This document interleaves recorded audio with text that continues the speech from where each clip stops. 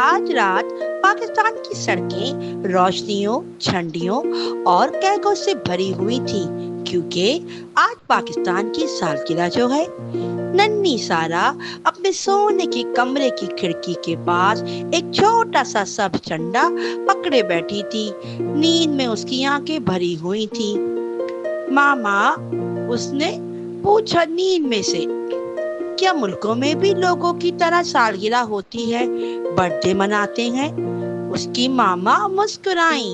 हाँ मेरी चंदा, आज हमारे पाकिस्तान की बर्थडे है, उसकी सालगिरह है। जिस दिन हम सब कहते हैं कि हमें घर देने के लिए आपका शुक्रिया, हम पाकिस्तान को थैंक यू कहते हैं जब भी हम ये बर्थडे मनाते हैं। उस रात जब सारा सो गई तो उसने ख्वाब में देखा कि वो सफेद, चमकीली और हरी घास से भरे बाग में से गुजर रही है।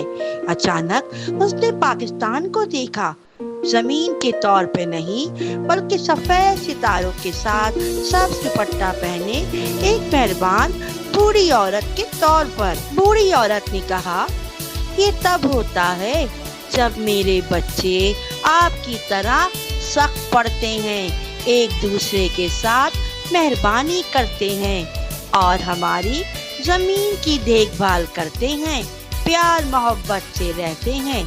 सारा ने अपना छोटा झंडा पकड़ा और वादा किया, मैं आपसे प्यार करूंगी, आपकी हिफाजत करूंगी और हर रोज आप पर फख्र करूंगी।